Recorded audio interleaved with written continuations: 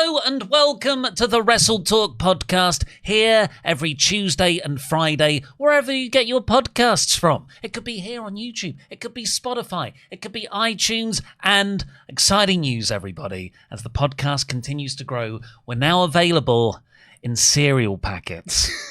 Right at the bottom of the cereal packets, where you can now download this podcast. There's a comment on last week's video that said, I think this other streaming platform bit is getting old. But well, I think sometimes those people are wrong and you find new ways. I've got a list of 10 more. That's 2.5 months.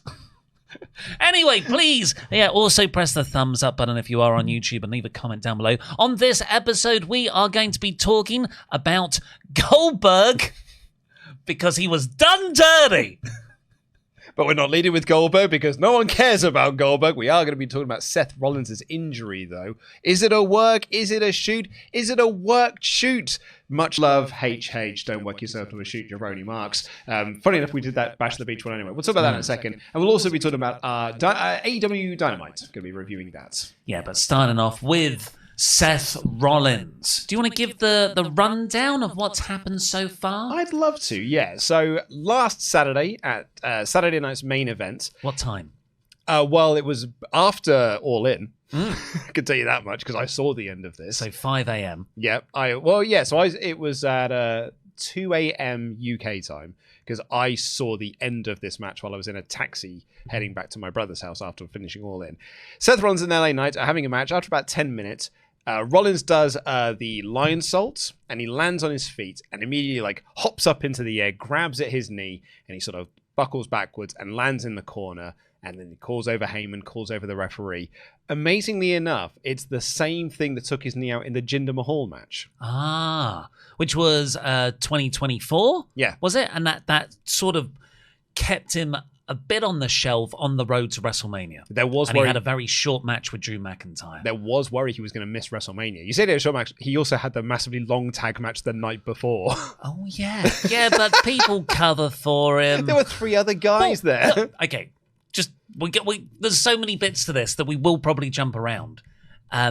This might not be an actual injury.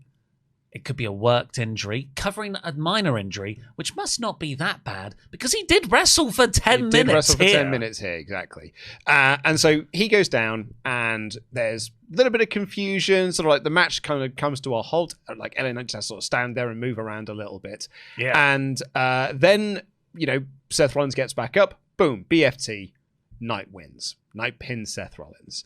And he doesn't look particularly thrilled about it. Then there comes all these reports and video footage that Seth Rollins was helped out. He was very upset. He was dropping F-bombs left, right, and center as he was being carried to the back.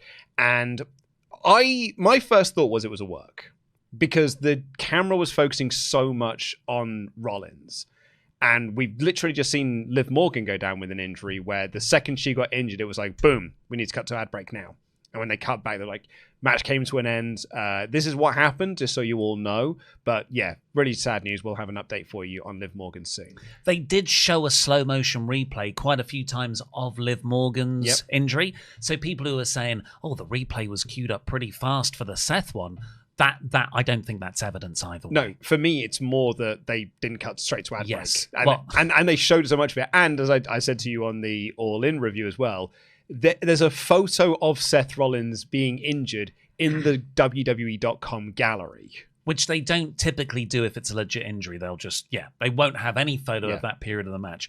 Also, I don't know if this is in our notes here. According to John Pollock, the referee's Jessica Carr, I think, and she talks on the microphone to communicate to the back. Mm-hmm. You can see that her microphone never gets switched on.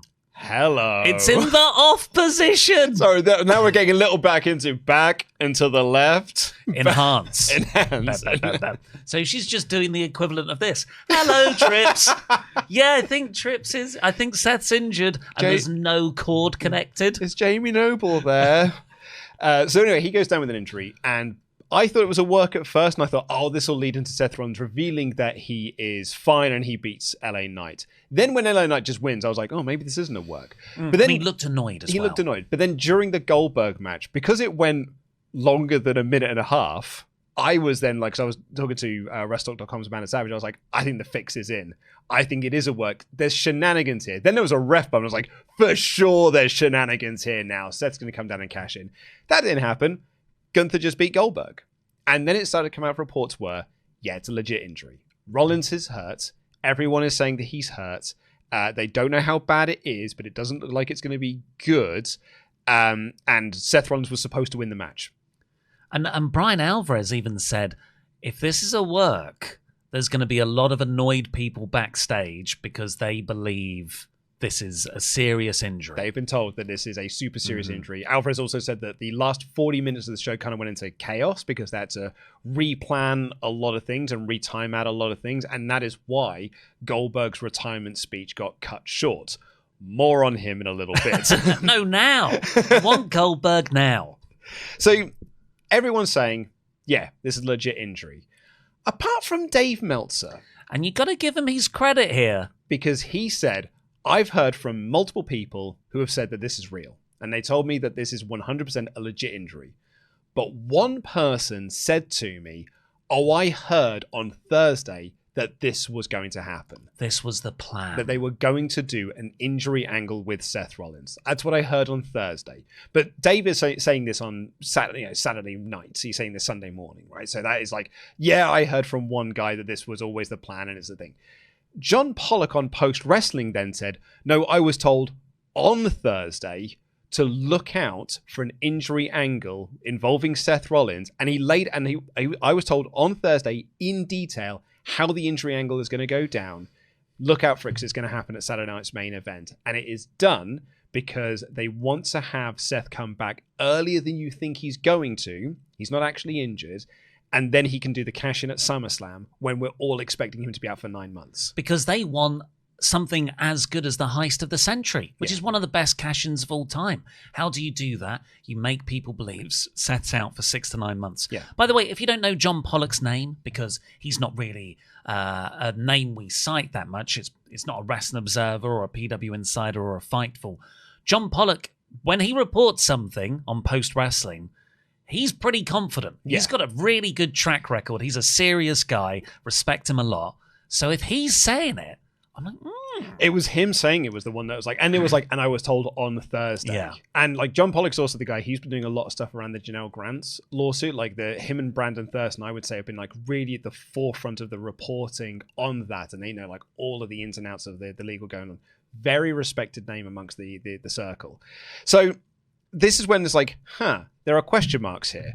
But also around this time, Seth is reportedly backstage at Evolution, and he's on crutches, and he's in a knee brace, and Sean Ross Sapp wrote, we're told internally the injury looked bad backstage. Mm-hmm. On that same show, in the post-show press conference, Triple H was like, yeah, doesn't look good. I don't have an update for you right now. He's going to Birmingham tomorrow to get an MRI.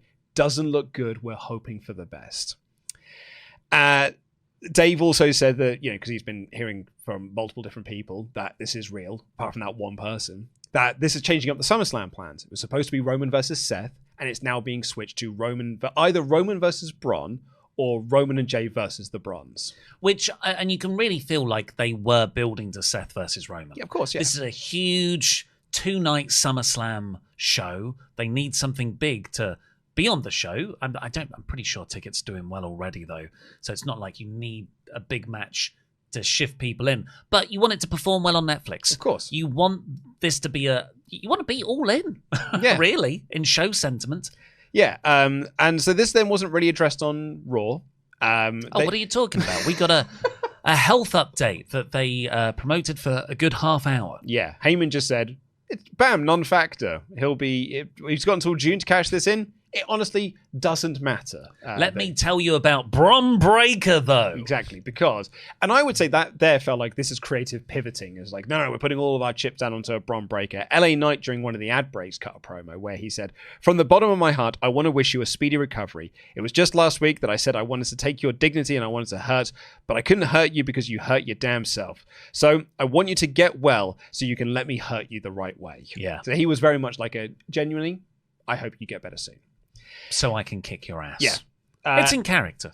Sean then wrote on Fightful yesterday, to be clear on the Seth Rollins injury, there are still a lot of question marks internally about the actual situation. We'll continue to monitor things, but we can't rule anything out. So Sean was like, so at the Fightful post show for Raw, Sean was there being like, I have been told by everyone that it's real, but there are a lot of question marks now amongst those people, and because of some other people are saying otherwise. You know what I feel like? I feel like we're a true crime podcast now. And this is our mushroom lady thing. Yeah. Hey up, spookheads. Is that what's that from? No, I just that sounds like the sort of thing. I've never listened to a true crime podcast, but it sounds like they'd be like, "Hey, what's up, spooky kids?" Is that the new name for the SWAF Nation? Spook kids. Yo, spooky kids, spook kids. Well, let's not do spooky kids because I think that's a Marilyn Manson thing. Oh, okay. But yeah, Can't say that anymore. No. Rollins was then on the Rich Eisen show, and this is what he had to say.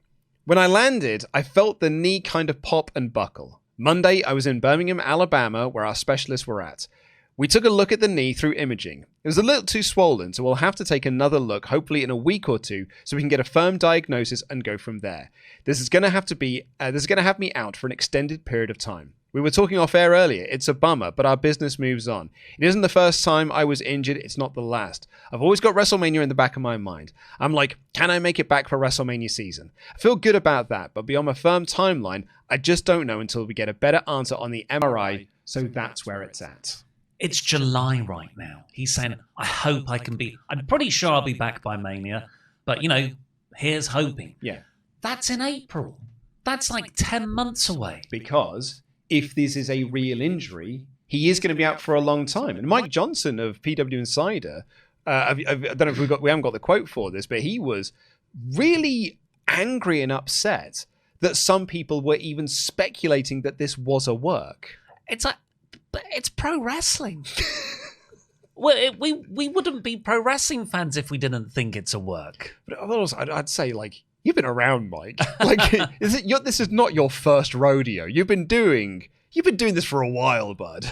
It's going to be really interesting if this, Seth runs in at the end of SummerSlam, cashes in. So, yeah. What does then Mike Johnson do? Well, this is it, right? And this is where we come into the multiple worldviews that I laid out on the Raw podcast. And if you haven't listened, I'll lay them out again. Number one, this is real. And Seth is hurt and he's going to be out for a while.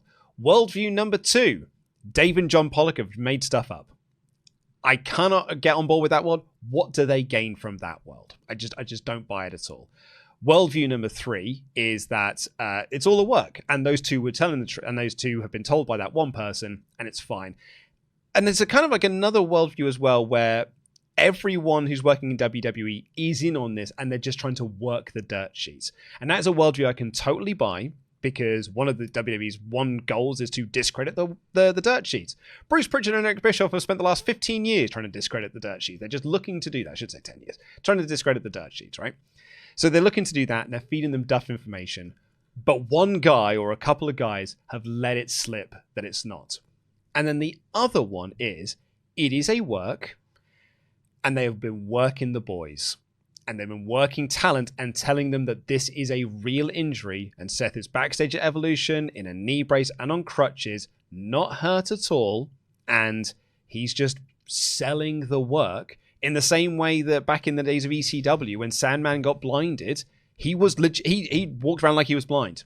He did it at home when he wasn't even at the ECW arena. He was acting like he was blind at home, just in case someone knocked on his door and saw that he wasn't blind and be like, wait, I thought you were blind on at an ECW show.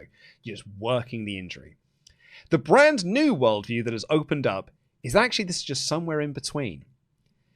And he is hurt, Seth that is. Seth Rollins is hurt, but it is not as bad as they're making out. So Brian Alvarez is now saying that he's heard from multiple people this is a work and has been done to cover up a legit knee injury that Rollins has, only it is a minor injury and he won't be out for an extended period of time. So instead what they've done is make it out that he will be out for an extended period of time. So when he comes back in a month, will be well, actually not even a month, 2 weeks for SummerSlam. Yes. We'll be super shocked and surprised. Yeah, because usually if someone's out, if they've got an injury that they need 2 to 3 weeks off for to just let it heal up and hope it heals over, you don't then do a huge injury angle. You probably don't even reference it. You just have them cut a few promos. Yeah. Low on stamina, Sami Zayn in my promotion in Monday Night War. Do some call-outs on Kevin Owens. Yeah. But,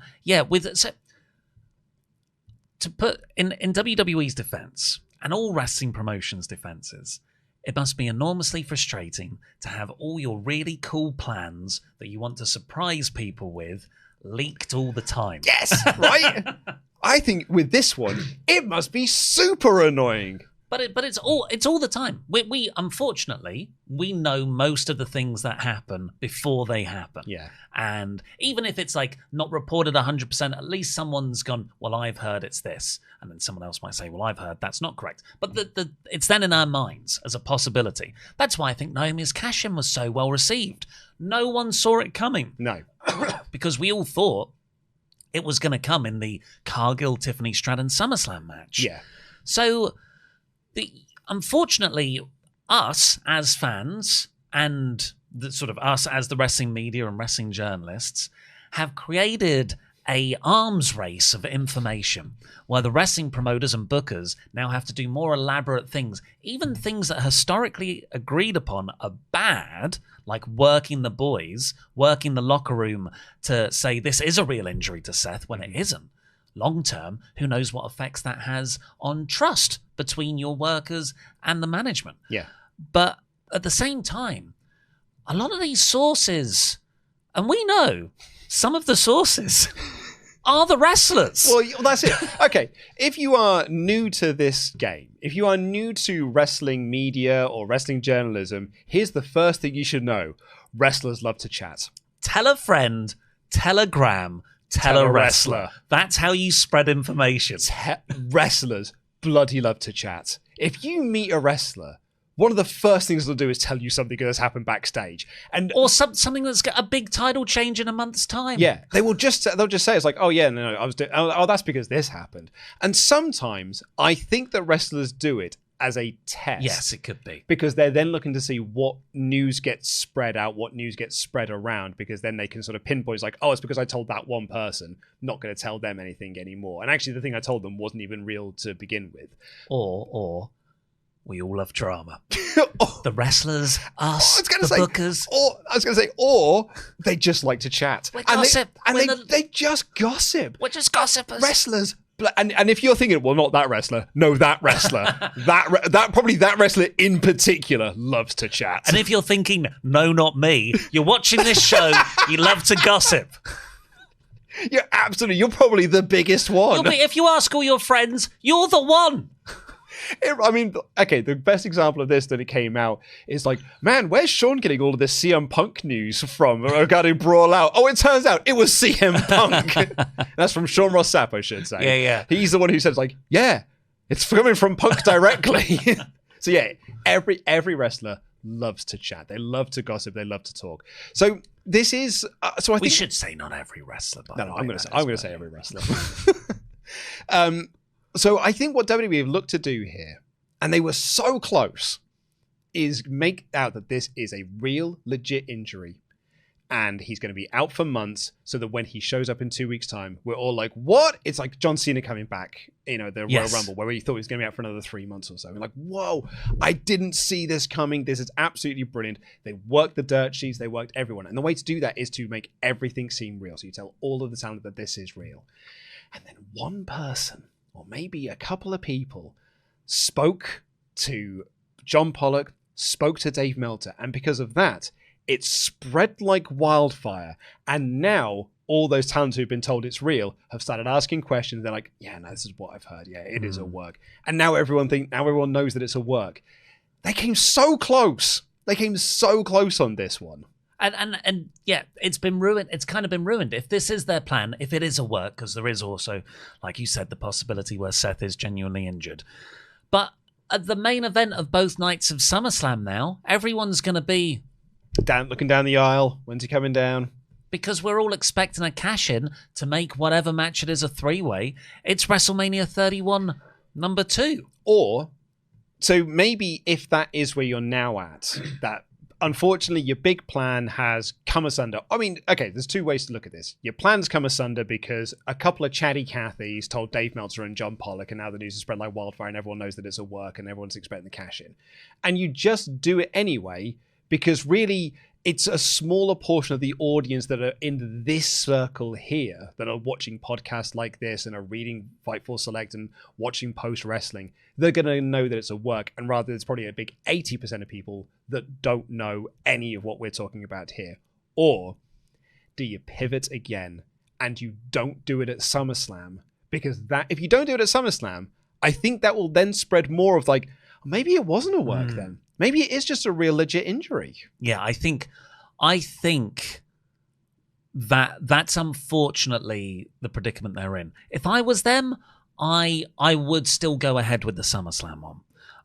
But as my 3-count thing, which goes live tomorrow, so please do also watch that. My pitch is you don't do it in the CM Punk Gunther match, which will probably be on night 1. Which I think is where everyone thinks Seth will cash in on because World Heavyweight Championship. I just want to stop Punk from being the World Heavyweight Champion. And it's the feud everyone wants, isn't it? We just want never-ending Seth and CM Punk matches. You don't do it then. And then maybe some people will go, I guess he is injured. Yeah. And he actually runs in, just like the Naomi swerve Bingo. On the John Cena Cody Rhodes match. I was going to say, maybe that's the swerve, is you actually just Control-C, Control-V from the Naomi swerve. But maybe that was the plan all along. Well, yeah. I mean, that one, I don't know. My gut feeling is that it wasn't the plan all along. And like, actually, that's probably a really good example of wrestlers backstage probably knew that was going to happen, but didn't let that one get out because they wanted it to be a legit surprise. Because I think that the talent on that was on Evolution really wanted that show to be a success and have a show that people are, because it was like the least talked about thing heading into that the All-In weekend. So they were like, no, let's protect this bit of news so this can become a huge thing for the following day. Well, they only told 3 people. Yeah, that it's happening. You keep that one very close and guarded. So that's where we're currently at with the Seth Rollins thing. I think it is. I think I'm probably more in the, it's a little from column A, little from column B. Maybe Alvarez is actually on the money here. He is hurt, and this is done to cover up an injury, but it's not as bad of an injury as they're currently saying that it is, because then they can do the cash in. It's not a case of he's not hurt and they're faking an injury. He is actually got to go and get something done. But it's 3. He's only got 2-3 weeks. I guess it depends if he comes back at SummerSlam. If he comes back at SummerSlam, I would say he's banged up. Yeah. The Will Ospreay, like, not on TV at the moment because he's banged up. He's taking some time off. That, like, 3 weeks isn't an injury. Yeah. But, that sounds like it's belittling injuries. But, that's just how it's done. If you're injured, you're generally off for, I would say, minimum a month. Mm-hmm. Yeah. 6 weeks feels like the minimum time, really. But if he does come back, and if this is all a work, you know who the real victim is in all this? Goldberg. Bill Goldberg. Bill Goldberg. Because one of the things coming out about this is, and I don't mean to cut you off there, Goldberg's retirement speech was cut short because of this Seth Rollins injury. Is that definitely the case? Well, what they said was that the original report was the last 40 minutes of the show were thrown into chaos. And that is one of the reasons why Bill Goldberg's promo was cut short. And WWE officials felt really bad about it and apologized to Bill that it went wrong. Oh, I bet Paul did. Yeah. With a big, I'm so sorry, Bill. So sorry that happened. These things happen. It's live TV. Got to get to the news. And it is. I've seen a lot of reaction because what happened, obviously, Goldberg had his retirement match after the Rollins angle injury, who knows? And it was a good match, way better than I think any of us expected it to be. And longer. And yeah, Goldberg didn't win the title like we all wanted him to. But the problem is the pomp and circumstance around the match. I think Goldberg in the match, the booking, Gunther, everyone exceeded expectations. But then, right after Goldberg loses, cuts the commercial, comes back from commercial, 30 seconds of Goldberg in the ring, surrounded by friends and family, giving his retirement speech. A retirement speech, by the way, that is awesome. And it goes, I don't know, it's like 10 minutes. You can watch it on YouTube, on WWE's YouTube channel, because they uploaded it there. Because in the actual live broadcast, they not immediately, 30 seconds or 28 seconds, Goldberg's timed it. go to the news. Yeah. This is because it's live TV. They had a hard out by NBC to get to the news. They couldn't do an overrun like AEW Dynamite does every single week. Mm-hmm. And that means Goldberg, in his final wrestling appearance, theoretically, didn't get to have the proper send-off. Yeah. And he doesn't seem to be thrilled about this. Understandably. Well, I mean, Brett's thrilled. What's got me surprised, annoyed, I don't know, is the amount of people who are like, he should be thankful he got an opportunity to retire. So Pete Rosenberg. What? But it's not just Rosenberg. I've seen loads of fans have that take as well. Like, look, if you just started watching wrestling from, post 2001, I guess, or even post 2000. If you start watching wrestling post 2013, because then you came back in 2016. If you didn't watch wrestling between late 98 and late 99, when Goldberg was really hot, when Goldberg was great, in that 1 year, I can understand why you don't like the guy, because he comes back, and in modern days, the narrative is, and it is kind of true, he was just brought in to beat your favorite guy, to hold the title at WrestleMania. It's like 80% of the time he held the title all the time. It's Kevin Owens. Yeah. It's The Fiend. It's like, what is this? And actually, it's only those two, because every other time it's Brock. but it is huge. That is really frustrating. But I always blamed Vince for that. Yeah, well, and Heyman to an extent as well, because those matches, I think Heyman had his fingerprints on a lot of those, because that was when he kind of invented the template of just spam finishes. But I think people are annoyed about the results of those matches, not so much Goldberg's style or the spam finishes. Well, Kevin Owens is a good example of that, because the plan for WrestleMania was Owens and Jericho for the Universal Championship, and then Vince was like, nah, pal, we're going to put it on Bill Goldberg instead. You're now going to fight over the US title, and I'm going to hate that match. And that is a classic example of, no, pal, I've changed my mind. And The Fiend's another one. You tell the story, the Fiend's finally won the title, and now I'm going to put it on Bill Goldberg because it's WrestleMania and I want to have Bill Goldberg in a title match for WrestleMania. And that's the pandemic WrestleMania, isn't it? That's 2020. Because he wanted to do Goldberg versus Roman for, spear versus spear, and then Roman wasn't going to do pandemic shows, so it ended up being Braun Strowman, and then Braun won the belt. And then immediately defended against Big Show. No, that's Drew McIntyre. No, then he went into the Bray Wyatt feud. Oh, brilliant. And then that was leads to the Swamp match. Yeah. Then Roman just comes back and is his brand new character with his new veneers. And then he wins the title, and we never think about Braun Strowman in the title picture again. So I totally get if you don't like Bill Goldberg. But what you can't deny is that the guy has a fan base from a period that could do a huge number. You could just if you promoted Goldberg's retirement match and storyline right, you could do a genuinely good wrestling moment and probably do a huge rating. Yeah. Or pay-per-view buy rate or PLE stream number. So a Peacock subscriber numbers go up. Just look at Sting. AEW's booking of the retirement of Sting is one of the greatest tributes to any wrestler ever. Yeah. It's arguably the greatest retirement run in wrestling. And it led to huge ticket sales for AEW in a time when they weren't having massive ticket sales. They sold huge off the back of Sting retiring, and got an amazing pay-per-view buy rate as well, because it was Sting's retirement match taken extremely seriously. And you look at the great WWE retirements, probably only Ric Flair. Or Shawn Michaels. Yeah, Shawn as well. Shawn. And you get those huge, the night after on Raw, the big celebration, and people line the stage. And we're talking about ones that where the hands weren't forced against them, Edge's retirement or Danielson's retirement, things like Mark that. Henry. Ones where they've this is it, I'm done, I'm hanging my boots up. Yes, yeah.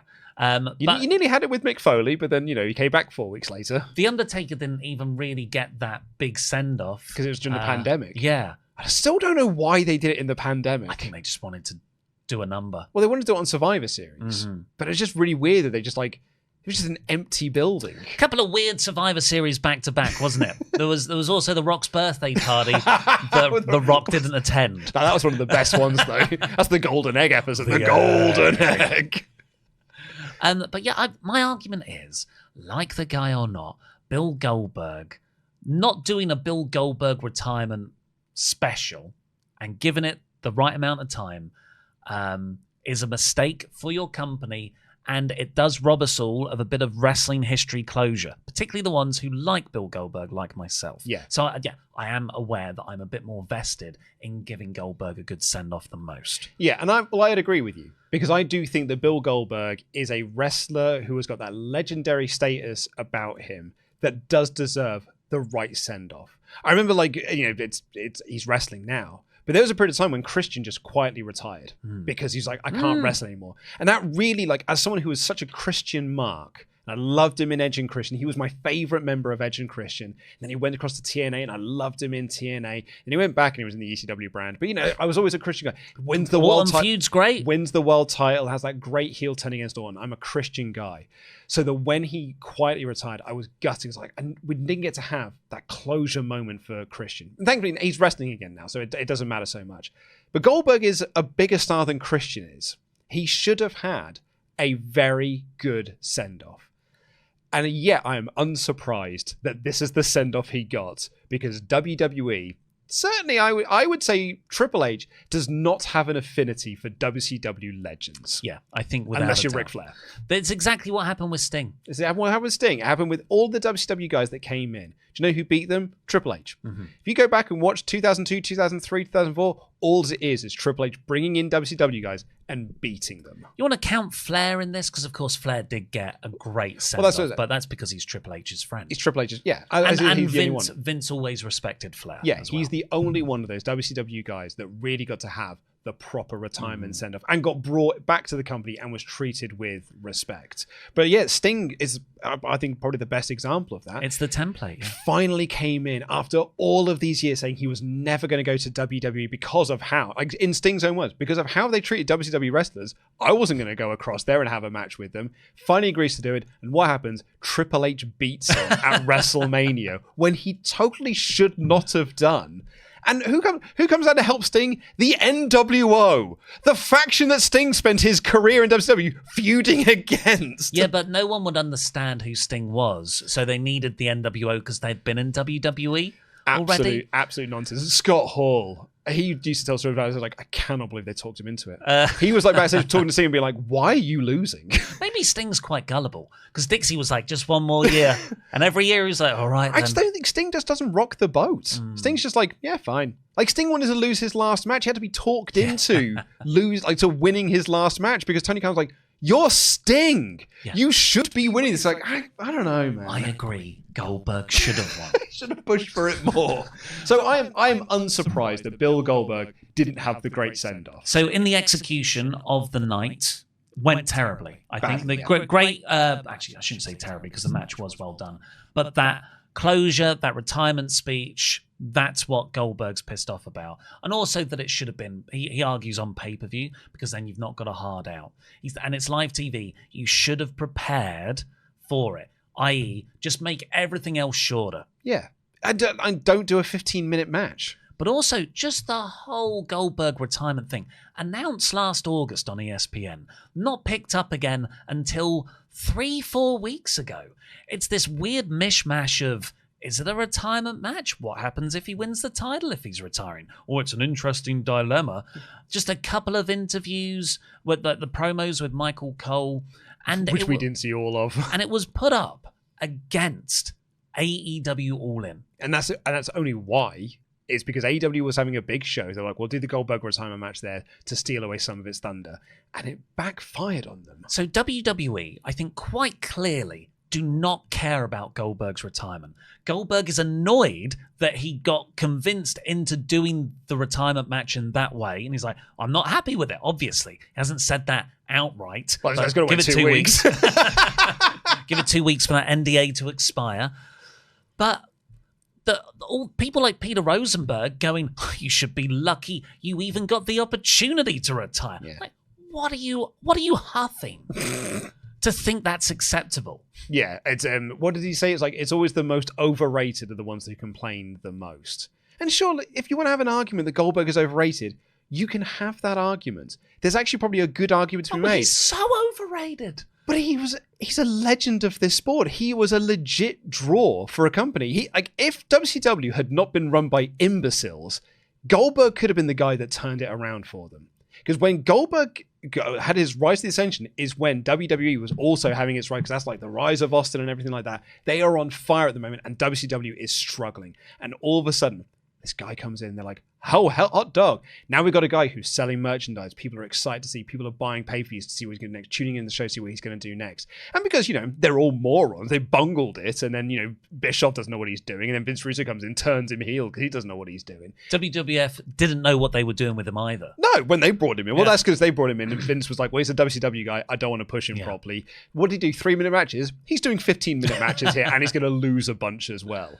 So he was a guy that genuinely could have turned WCW around if it wasn't run by morons. Mm-hmm. He should absolutely have had a brilliant, beautiful send-off. And I'm not trying to make this a tribalistic thing, and I know there are some people who think I am, and I'm not, because I'm not the first person to have made this comparison. If he'd have done this in AEW, it would have been a completely different story, because they would have given him a very big send-off. Which is why, if Tony Khan's not on the phone to Goldberg right now, or in 2 weeks' time, whenever contract terms are over, I think Tony's making, that's gross negligence for his work. If you get Bill Goldberg in, I know the AEW fan base will probably hate Goldberg more. No, actually, no. I think if Goldberg comes in, I think you get he's suddenly WCW Goldberg. He's not Goldberg with the WWE stench around him. Yeah, I agree. The reason I am a little bit let's not do that is because I think that takes us back to Will making jokes about Triple H on TV because Triple H was making jokes that weren't completely directed against Will, but they were against Will. So if you bring it's not a direct call out. It's just, by the way, here's Bill Goldberg. I think it comes across that way. And then he does an amazing 3-month thing, and then he finally beats Hangman Page for the title. Who's next for Hangman Page? He should beat Okada. Yeah. Can you imagine a Goldberg-Okada match? He hits the Rainmaker and Goldberg laughs.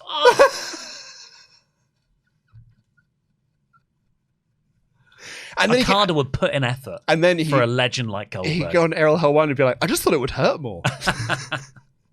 It's a weird thing to do. What a disrespectful line, by the way.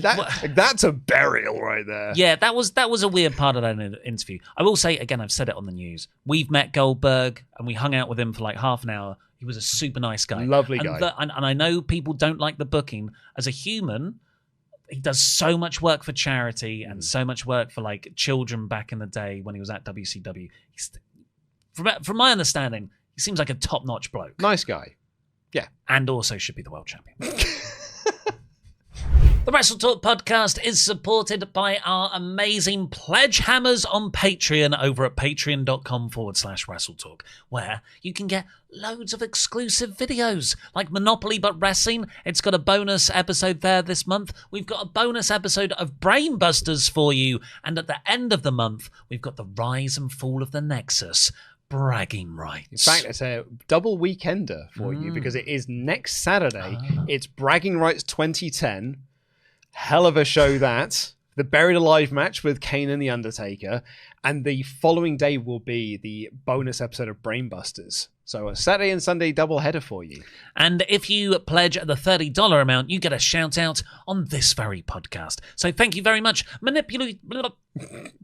Good one. Doing so well with this. You're doing actually great. Manipulating Manny Umaria. The needs of the Manny Connish outweigh the needs of the few. Max Kurt Wallander Wallen. The Batsman, Nathan Batty. Probably better than Kyle Philip O'Reilly. The man who wears the gold, the man recognised by SWAF Nation International as the 24/7 champion, our legend. Daylight Robbery, Rob James. Bebop and Rob Steedley. Ross Pooper Scooper Cooper. Rue of the Day, Rari Ubri and Kelly. The man with the scoops, Sean. And lastly, for this Hall of Fame class on the 18th of July 2025, the big boss man, Security James. us. Go over to patreon.com/WrestleTalk now to see how you can support us. This was a mad old setting for Dynamite this week. I loved it. I know. It looked like they were doing it in the Muppet Theatre because it's Statler and Waldorf were like just making fun of the wrestlers. I think Bandido. It's Bandido. I think the other mask guy. Why did I say Bandido? Mascadorada on commentary. What a weird brain fart to have had. Excalibur said that this venue's over 100 years old. Yeah, it's beautiful. Yeah, and it's got that sort of. It's not kind of like the regal theaters we have over here. It seemed like a different architectural style, but it definitely felt old. Yeah. It felt like it had prestige. It's like how the Empire used to be. What I really like about this as well, it is definitely a smaller environment, and from what I've read, it's 700 to 800 people. This is far below the sort of 3,000, 4,000, 5,000 crowds we've had recently. I mean, what is that percentage wise of the 28,000 they had on Saturday? Yeah, what a whiplash. They've probably just done their biggest attended thing in America ever, and then they've done their smallest attended Dynamite. Yeah, but it was felt packed out. But the crucial thing is here, this isn't because they have to do this. This isn't a promotion that's struggling and they've gone, oh man, we have to run this small venue, otherwise it will look like there's empty seats everywhere. This is a creative decision to run a smaller venue, to give it that real intimate atmosphere. I love a band called LCD Sound System, and whenever they come to the UK every 2 years, they don't play the O2 Arena where you can pack 10, 14,000 people in there. They only do Brixton, the Brixton Academy, because it's a nice old building and you can only get 2,000 people in there. And they just do 5 dates. So you get the same amount as you would do, but they prefer creatively the experience when it's in front of an intimate crowd. And it meant that the whole show was elevated because you had the hardcores. Yeah, I've said it time and time again on multiple podcasts, but the best gigs I've ever been to are the ones that are in smaller buildings. Not the ones that you have to squint to see the giant screen. Like, I loved being at Reading from 2000 through to 2009 when I was going there every year. I love seeing, I've seen some bands at the O2. I've seen people play at Hyde Park. I've seen the Red Hot Chili Peppers. I've seen James Brown play at Hyde Park. But it's like some of my favourite gigs were when I used to go to the Wedgwood Rooms in Portsmouth. And I wanted to go see Clutch then. There was 200 people. Going to see Electric Eel Shock and there's 200 people. Those are some of my... Actually, I've got much more fonder memories of those gigs when it is just a smaller group of people there. And I'd actually say it's the same with wrestling. Like, we've seen 2 All-Ins in London. Yeah, they're great. And nothing really compares to them. But if I had the choice to go to...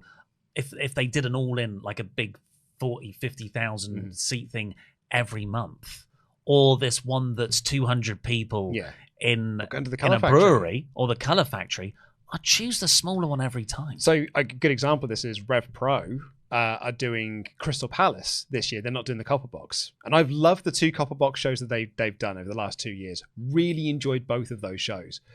But the shows that I've seen them do at Crystal Palace and that little sports hall thing, I think I loved more because it does feel like it's much smaller. I love those. So I'm really looking forward to the 2 nights at Crystal Palace. I love the smell of chlorine that you get because it's right next to the pool. Yeah, exactly. But that to me, that's British wrestling right there.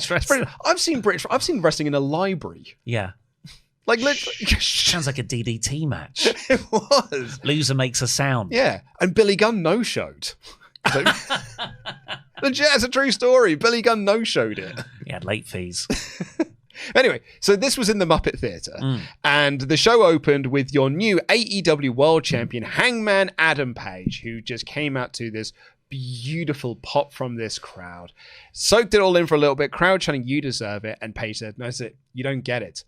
You deserve this." It's a babyface you people promo. Yeah. You demanded better wrestling. You supported grassroots wrestling. You are the reason for all elite wrestling. You deserve to see this belt. You deserve a world champion. And he runs through the people who have fought against the Death Riders since the start of this storyline. So he thanks Orange Cassidy. I'll even thank Jay White. He thanks Adam Copeland, the Ops, Darby Allin, Bryan Danielson. Thanks Will Ospreay and says, "You paid the price for helping me get to this point." And then the crowd, and I thought they set this up wonderfully, the crowd know who's coming next. They start chanting for Swerve. And he's like, yeah, I don't know if he did it for himself, if he did it for AEW, or if he even did it for me. But thanks, Swerve. Oh, beautiful. So, so good. And then he ends off with this wonderful thing. I'm not ashamed to admit I shed tears along with blood. And Mox may think that makes me less of a man. But I have a wife. I have 2 children. I have millions of people who watch and respect me. On Max and on TV. Yeah. If you combine the numbers together, it's actually about 5 million people. That's what Melter said. I am the champion of the effing world. I loved this promo. Pretty cool. It's pretty cool, man. And cathartic as well. Yeah. When he's going through all of the names that the Death Riders have beaten and talking about how we should see the belt. Us as fans were like, yeah, it has been a bit of a slog to get here. But in a good way. Like, we've gone through the thing together. But I couldn't take my eyes off of Jushin Thunder Liger. The crowd, I know. In full, I hope that place had aircon. Yeah. Because that is going to be a sweaty ball sack in that polyester Jushin Thunder Liger outfit. I was like, is that Liger? It's probably not actually Liger. We then got a recap of All In. So much of a recap of All In, they recapped the pre-show. They showed you the Sons of Texas winning a match. Yeah, I think this is why there was such a long overrun, because there was no other way to do a recap in less than 20 minutes. This was AEW trying to do a WWE. And they should do it more. Where they do a video package where it's not just showing you how good the event is, it's showing you the social media impressions that it got and website doodly-doos. But then they clearly ran out of things because they then started about how much pyrotechnics there were. I like that. The 2,151 pyrotechnics fired slate. We're like a fact short. Have we got anything else that we want to do? We probably sold quite a bit of Pepsi. Do you want to put that on there? That was my favourite fact. I've always wondered. I'd love to know how much it cost. Oh, they'll probably tell you next week. A call out to Tony. The next one, just have $10 million spent on pyro with that number, and then I can work out how much each bit of pyro costs. Because I don't know. No. It looks expensive. It did look expensive. Early today, the Bucks arrived, and we got sort of like a comedy thing with them, which we'll go into a little bit. But first off, before then, Kyle Fletcher beat Mascara Dorada. This was a fun little match. Dorada's comeback after the ad break was very good. Got a nice little 2 count off a 450. But Fletcher then shut down the fun with a lawn dart into the corner, big boot and a brainbuster. And then he says that he wants to take the title from Dustin. Every time Taz does a Jones, I'm like, that's the last time he can do it. That's the last time it will make me laugh. And after the lawn dart, the serious end of the match, Taz just goes, lawn dart Jones over here. Hey, lawn dart Jones over here. Still laughing at it. I thought, they do this all the time, that Kyle Fletcher is the star here. Here's the guy you should be pushing. He's meant to be the TNT champion. He's obviously going after it. Just give him a strong match. This, honestly, I'm not exaggerating, was 90% Dorada offense. It was stunning. I don't know. Oh, it was. I've just watched it. Well, I mean, it might just be... Every time Kyle tries to get something in, Dorada reverses it and hits a shooting star. He looks a Mascara Dorada looked incredible. He was even better on commentary. But Kyle Fletcher is the guy you should be focusing on here. So what this match was, and this is actually going to back up the point that you are making here. But what this match was that Kyle Fletcher dominates the early portion of it. Dorada makes a little comeback. Then Kyle Fletcher cuts him off during the ad break. So all of the Fletcher offense is in picture. Then when you come back from it, Dorada starts his comeback, then Fletcher wins. So if you're only watching on TV, Fletcher dominates the start of it, then Dorada is on offense, and then Fletcher wins. That's fair, because I didn't watch the ad break. But it just... The TV time is the most important time. Fletcher's meant to be your proto-star. Yeah, no, I completely agree with you. Also, I don't think he should... It feels like it's a demotion for him to be in this TNT title picture now, unfortunately. Dorada was great, though. He was incredible. So, with the Young Bucks earlier, they arrive, and Renee's trying to interview them, but she's got this big grin on her face, like Sean Ross Sapp asked Tony Storm about Freddie Got Fingered. And like Marie and Shafir just walks past them and they're like, "You're enjoying this a bit too much, Renee. We're trying to find our locker room," but they're in this sort of like rubbish part of the building, can't find the room that they're in. Even Ricochet and the Gates of Agony laugh at them as they pass. And like someone, a stagehand is crossing off EVP from their door, and it's just where it says Matt and Nick, because they're no longer Matthew and Nicholas Jackson. And when they arrived earlier, they arrived in a lift. Yeah. Which is an Uber style thing, not an elevator. And they got you there. They're struggling with their bags out the boot. It's really good stuff. No, why even wearing these suits anymore? Yeah. Hurt Syndicate cut a promo. Sorry, you did. But Don Callis comes over. Yes. At the end of that, did you say that? I did not say that. Yeah. Callis comes over and says, "Look, everyone's fickle here. You lose one match and they all turn against you. We should." I know the worth of the Bucks still. And the Young Bucks like, "We are never joining your family." And Don's like, "Yeah, you can be my partners." And they hug, and the camera goes round to look at the Bucks' faces, and they were like, "Oh no, what are we doing?" Because Don also said, "Look, I've got a big family. I've got like 15 guys." He did say, he was like, "Yeah, my faction's quite large as it is." But I don't know if that means the Bucks are going to slowly turn face, being the beaten down subordinates to Don, or they will find themselves just fully in the Don Callis family like half the other heels on this roster. I think they're going to find themselves within the Don Callis family, but that is going to start the babyface turn for them and lead them back into the arms of Kenny Omega. Which could be fun. Yeah. Hurt Syndicate got a promo where MVP wants some real challenges. I mean, they won't put them over anyway. And then MJF... Well, they might if they're ex-WWE guys. True. MJF is glad that Hangman Page won because now he doesn't have to face Mox. But he had this brilliant line where he calls himself the physical embodiment of Hangman Page's depression. Yeah, that was good. Nice guys finished last. Good job, we're not nice guys. Well, MJF's line was, "Nice guys finish last." Like, that's a good line. And MVP, in this weird quirk that he's got the whole time, he then leans over MJF and goes, "And we're not nice guys at all." He always has the last word in the promo. Yeah, he's got to have the last line. We saw the Young Bucks teaming with the Don Callis family of Hechicero and Josh Alexander against Jet Speed Bandito and Brody King. And the Young Bucks have got new presentation. They are just Matt and Nick.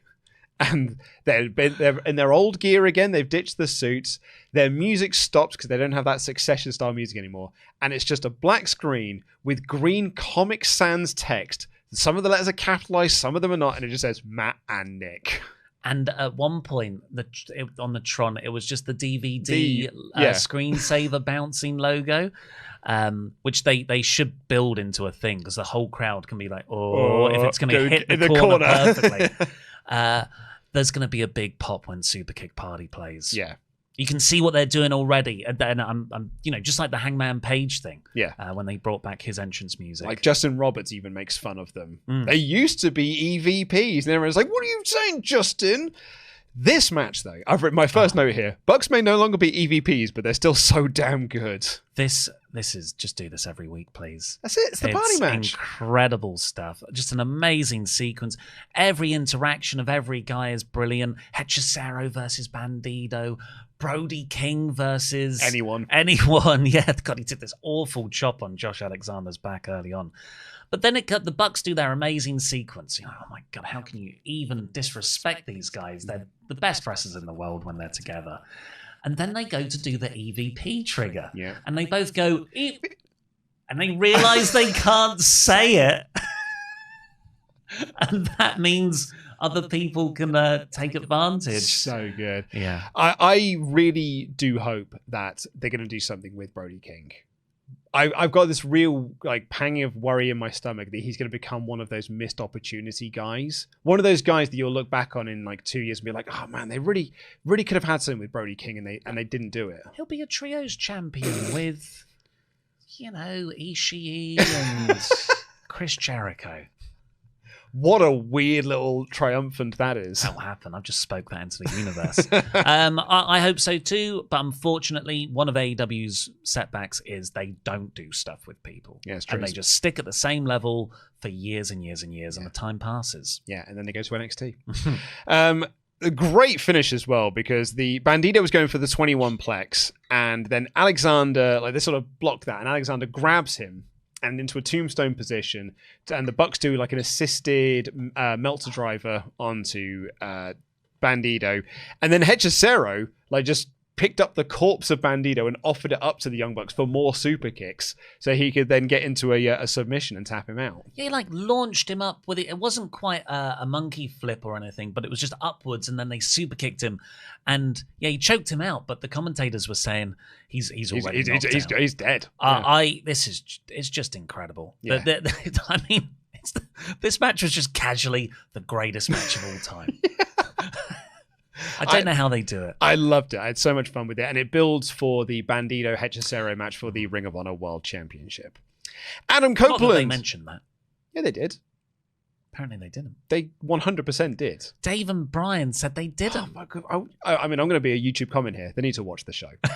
They literally showed before the match, a video of Bandito versus Takeshita from Supercard of Honor, then showed Hechicero coming out to challenge Bandito for the Ring of Honor Championship, then mentioned it on commentary when Hechicero won. Take that, Brian and Dave. Like, I mean, I'm not being funny. I'm bad at taking notes. I said that he tapped out. That's wrong. Yeah, he passed out, didn't he? Yeah. Adam Copeland came out watching the show. Last week, I said that Charlotte Flair was tagging with Asuka. The amount of people who picked me up on that one just because I'm bad at reading things with my dyslexia. Anyway, Adam Copeland came out for a promo. Crowd sing his theme. He was Adam Copeland, right? He wasn't Cope. Yeah. Apparently he's dropped the whole Cope thing. Probably a wise move. He said, I didn't come down to save Christian at All In. He's an arsehole. What I did come down to do, however, is target FTR. And it's very much like, you know, I hope Christian does go and find himself. I told you what the patriarchy would do, but you had your massive head shoved so far up your ass. So I came down to get FTR. They helped me get back in shape when I was first started wrestling. We even talked about winning the Trios Championships, and I was in another company when we were talking about then. But they were worried that they were going to become glorified edgeheads. And, they were going to get distracted from the tag title scene, but that's not what I was looking to do. You took 4 months of my career. Now, I know that doesn't sound like a lot, but I think it's a lot because I love being out here. And he said, it's 4 months I don't have at this stage of my career. Yeah, which I think is a lovely, lovely line. Problem is, Edge, is that ever since you've come back, this is the template, is that you do a feud, then you get written off for 4 months. So you'd be like, Finn Balor took 4 months off your career. Seth Rollins took 4 months off your career. Everyone does it. And then Stokely Hathaway comes out, who has got this nuclear heat for him. And I think this is one of those ones where the crowd booed, then realized it was really fun to boo him because they couldn't hear what he was saying. So just did it more. It was sustained boos. Yeah. It wasn't a chant. It wasn't F you, Stokely, or shut the F up. It was, just boo. Yeah. And it got to the point where, it was actually getting difficult to hear Hathaway. Yeah, and I think when the crowd realized, this old Dirty Dom thing, is when you realize it's actually really fun to do this and louder. We're just going to boo louder and even louder than we can do. And what he says is that he has sent, AEW and TK have had emails, he didn't say who from, but they're clearly from him, that if Copeland gets involved in any FTR matches or he touches Dax and Cash, he will be fired and you will need to go find a hobby. So leave FTR alone. Cope calls him an Oompa Loompa, bad joke, beats up the security and speared Stokely. Yeah, it was a really nice reveal because Edge is like, oh, so you've told me what happens if I lay a finger on FTR, but what about if I lay a finger on you? And Stokely tries to walk away, security get taken out, other security run off, and he's just got this look like, I don't want to turn around. Very good, very well planned out segment. Mark Briscoe cut a promo talking about MJF costing him the casino gauntlet, and he said, you invoked my brother's name on Dynamite. All in, you invoked his spirit. You've basically awoken the Briscoe of old. Chaos is coming your way. I thought this was an excellent promo. It's Mark going back to being Mark Briscoe, not Guy who comes out to be like, I'm going to do comedy. Well, even in the Briscoes, he was generally goofy. Yes, but also Jay was the one who did the serious stuff. Yes, but I was still terrified of him. Whereas the Mark Briscoe of AEW since come in, I've not been scared of. Mark Briscoe of the Briscoes, I'm scared of that man. Tekla then took on Queen Aminata, Chris Statlander, and Willow Nightingale in the 100 grand match. SP3 said that Tony Khan has got 2 booking speeds, and that is 8-man party matches or 4 ways for money. He's like, wrestle for it, will ya? And these 4 women saw the party match and they were like, I think we could top it. At the very least, we're going to give it our best. And they bloody well did as well. This match was awesome. Yeah, it was really, really fun. Nowhere near as good as the party match, but it was a really, really fun match. Non-stop, back and forth. Chris pulls the referee out of the ring when Willow has the pin, so she screws over Willow again. They brawl up the ramp, and I was like, oh no. Amanata and Tekla are in the ring. Someone is going to die. But Julia Hart missed Amanata, and Sky Blue's also there, letting Tekla make the pin. Yeah, the Spooky Girls are all together now. Hey, Spooky Gang. What are they called again? Our fans? Spook Kids. No, we didn't say that's a Marilyn Manson thing, so we weren't going to call them the Spooky Kids. That was Marilyn Manson's old band name, was Marilyn Manson and the Spooky Kids. Oh, but I thought if we just said Spook Kids, is that still too close? Yeah, I don't think we should go that one either. All right. So Tekla wins with the help of the Spooky Girls. And then Toni Storm cut a promo from the balcony where she had a run through of it ends with the tramp is the champ, but it's really, really good. And she thanks Monet for going all in. She said she thanked Mercedes Money. Yeah. I said I would eat you alive, and you were delicious. She also announced in here that Luther is injured and requires reattachment surgery. On the same show where they also announced that Kenny Omega's hurt and Mina Shirakawa broke her hand taking the O-face. Her tits are pointing to the future and she doesn't know where they're heading. And Athena appears on the screen with Billy Starks and they announce, we took out Mina Shirakawa. And I know, and she looks at the contract and she's written on it, I know exactly when our title match would be. So she's playing those mind games with her. They announced next week that Toni Storm will be facing Billy Starks. Yeah, very unfortunate that Mina's injured, unless it's a work. But she's going to go on Rich at Ice and show and say it ties in very nicely to the story. So a bit fortuitous. Yeah. The Fallen Patriarchy cut a promo. It was the Matriarchy. Well, that's it, right? Because it's Nick Wayne, Kip Sabian, Martha, why'd you say that name? Standing there, and Kip's cutting a promo being like, we all planned this, we all knew it was going to come because you stopped listening to the plan. And Martha, why'd you say that name? Made a joke about Christian not being able to get up. You're used to that sort of thing. And then Nick Wayne just lifts up his head, and he has this great line where he said, you kept asking me, how many world titles have I won? I'm 20 years old. The question should be, how many world titles am I going to win? Can you create a monster in me now? And Martha Wayne. It's Martha Wayne. No, it's Nick Wayne. It's Shayna Wayne. Why have I been saying Martha? Because I said Martha once and it stuck as a silly joke. That's why. I keep forgetting her name's actually Shayna. Yeah. Shayna Wayner. Then she had this line where she was like, my boys, when talking about them. And she had Kip gave her a little look as well. And I was like, do you remember with that top on. Remember my pitch I gave at the start of the year? That Nick and Kip become a tag team, but Kip starts dating Stacey's mum. Yeah. Starts dating Shayna Wayner. Excellent. I thought Nick's way better on promos than he was before. Yeah. Kazuchika Okada beat a guy. Quintero, I found his name. I don't think they mentioned it on commentary. They did not. He won very quickly with the Rainmaker. Wait till he hit that on Gunther. And then he called out Swerve Strickland for ruining the Bucks. You bitch.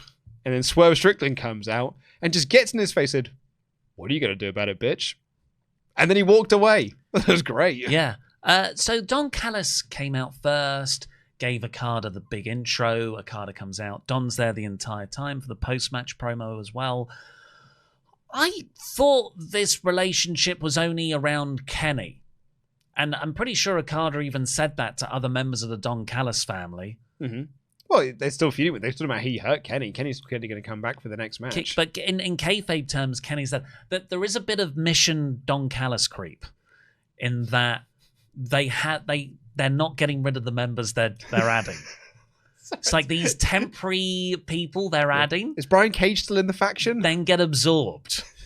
So just be very wary, Young Bucks. And then our main event was the Death Riders taking on Hangman, Adam Page, Mark Briscoe, and Powerhouse Hobbs. Heels worked over Powerhouse Hobbs. He gets the hot tag to Mark Briscoe. They work over Mark Briscoe. He gets the hot tag to Hangman Adam Page. Everyone runs wild. Everyone hits the moves. Good guys win. But most interestingly, Mox was a bit tentative. Wasn't his usual confident self. Like, there was even a bit when he tried to grab Hobbs's hair. Hobbs turned around to look at him, and Mox backed off. Yeah. And he wasn't really tagging in a great deal, spending most of his time on the apron. So yeah, I think there's they're doing something with Mox's character. Yeah, but what this match was here to do is to put the final nail in the coffin of this feud of Hangman versus Moxley. This is not Moxley going for the world title again. This is basically a way to separate these two factions or these two characters away from each other. Hangman Page gets the win. He pins Claudio Castagnoli. The heels beat them down afterwards. Now as well, I was like, oh no, they're going to do a rematch for all this. But then Darby Allin appears and it distracts Moxley, and Hangman Page hits the buckshot lariat on Mox. It's clearly Mox is going into a feud with Darby. Hangman's going off in his own direction. This was just the little full stop on it. Yeah. So there was the sort of venue where it was. You had the crowd on the floor, then you had some balconies, and then above the balconies there was where Darby was. Mm-hmm. Did you ever think he was going to dive? What, onto who? The crowd? No, I think Statler and Waldorf? I think he can make it into the ring. I don't know. I just saw him up there, and I was like, no. He's on a zip wire. Whee! But no, he just stared, because that's what Sting used to do. Exactly. Overall, very fun show. Yeah. For me, I would have preferred a big killer angle of some sort to end the show, just to keep that momentum going. I would agree. I don't think this is like, I did see one take, which is that they've bungled all of the momentum they got from All In, which is classic AEW, but I would say that person has not been paying attention. This is the exact show that AEW do after a big pay-per-view, which is usually just, we put some full stops on some feuds and we let you know, here are what the next feuds are. But I agree with you. I'd have liked a nice big angle here. Very much just let you know, here is who Hangman Page is going up against next. Like, we know it's MJF, but we don't know when it's MJF. That they in no way squandered all of their momentum, but neither did they add to it. That's exactly it. And that's what I think momentum needs. Yeah. Unfortunately, needs to get increasingly more. That's it. They didn't do anything. Yeah, they just didn't do anything with the momentum that they've got, but they haven't lost it yet. So yeah, that was Dynamite. I enjoyed the show for what it was. As I said a fine show it was in my edited review yesterday. Right, some comments from last week's episode. I actually have referenced this on a podcast where it said, you know what's actually poo is your bloody take on US traitors. That show is fantastic here in the States. At least people in our version know it's a game. Stinking UK version got people crying because they were accused of being a traitor, or even eliminations, and people get misty-eyed, upset they had to eliminate their friend. It's a bloody game, mate. Unfortunately, like always, Aussies have us beat. Season 2 of Australian Traitors is the best season of Traitors ever. It is without a doubt the closest a psychopath murder has ever been filmed in a reality TV show. Some actual genius plays that happen in that season makes every other version show look like patty cakes. I've watched series 1 of the Aussie one, so maybe I'll do season 2. Yeah, I mean, Mr. Red, it just feels like that comment there sounds like you've not watched the US Traitors, because I've now watched like 4 episodes since I've read this one, and everyone has cried in it. It's like at least one person cries an episode. Yeah. And I'm not saying that they don't cry in the UK one. They do. And also, I do get well annoyed when people take it personally. They do it in the US one as well. They take it far too personally. I think it's hard not to. I bet you would get annoyed if you were in there. I mean, I've had it in Clock Tower, where I was sat next to someone at a game I was playing the other week, and all the evidence was pointing to one person. And then someone doubting their own evidence said, like, I mean, it could be Luke lying. I was like, mate, come on. it's clearly him. Scrote here says, for my 3rd birthday, I took my dummy to the postbox because I thought I was sending it to a charity in Africa. It wasn't until I told this story when I first started my proper job that everyone told me it wasn't true. I texted my mum to back me up, and she replied with a photo of 3-year-old me holding an envelope with my aunt's address on it, addressed to the name The Bin. I believed I've given my dummies to someone less fortunate for about 20 years. Wait. So was your mum in a feud with your auntie? No. The auntie was called The Bin?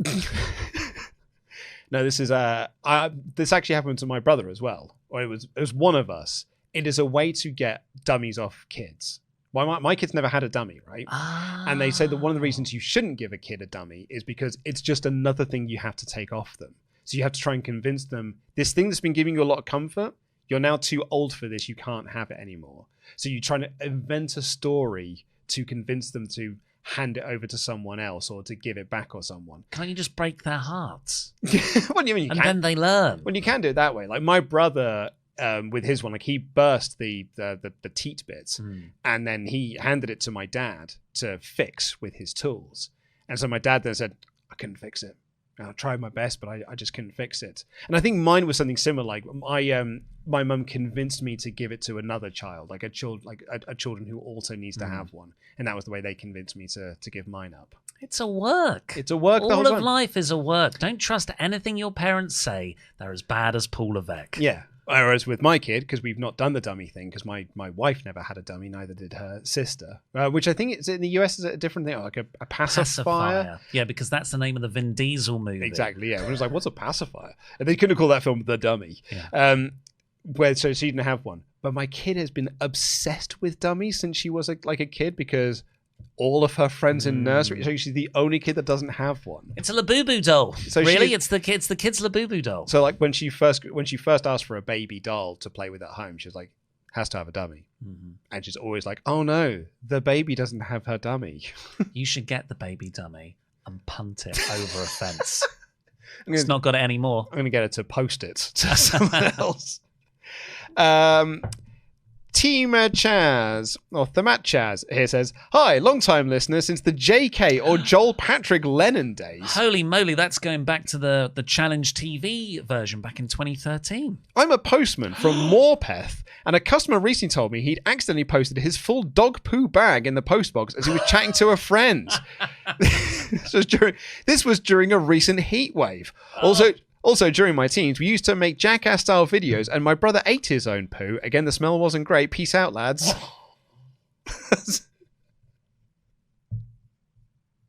I was excited that we were moving more into the post-box direction of the subject, but unfortunately, that Mit Chaz has brought it right into the poo. I was going to say, I'm probably going to draw a line here.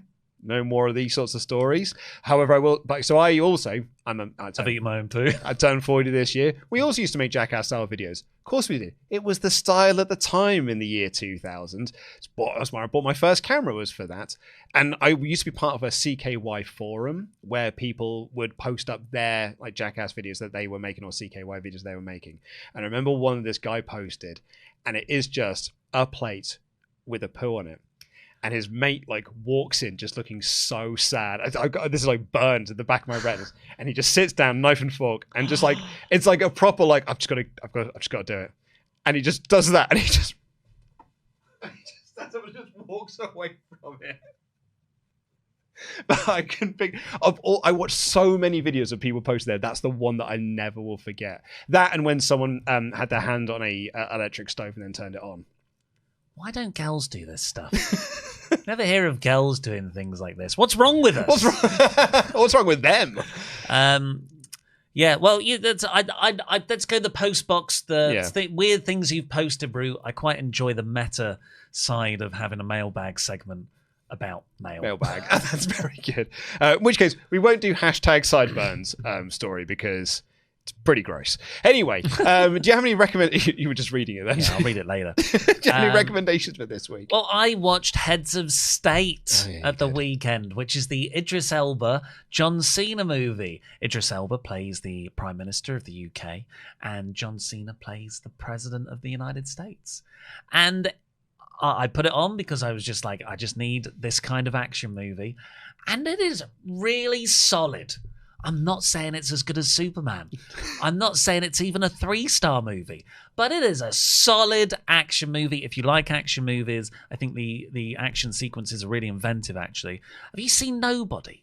No, I actually haven't. So Nobody's really good. It's by the same director. That's sort of a Bob Odenkirk led thing, which is sequel's coming out in a couple of months. Oh, cool. It's kind of John Wick if John Wick was more like Jackie Chan style fight scenes. So not like Bruce Lee fight scenes. It's the Jackie Chan side where it's sloppier, it's a bit funnier, and things like that. So yeah, I do recommend it. I think our audience will definitely get a kick out of it because Cena's very funny in it, as he always is in that kind of role. And yeah, it's a decent action movie. Yeah. And it's on Prime, so you don't even have to pay for it unless you're already paying for Amazon. Yeah. It sort of feels like the sort of film, it's not actually a movie, it's just content.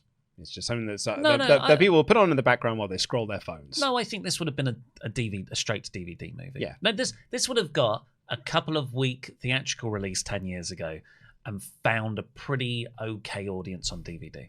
Well, my recommendation, I've got another music recommendation because I stumbled upon a video on Instagram that was like, hey, if you like Deftones, you might like. And so I checked some of them out, and I did like. So I will recommend, let's bring up Now That's What I Call Luke.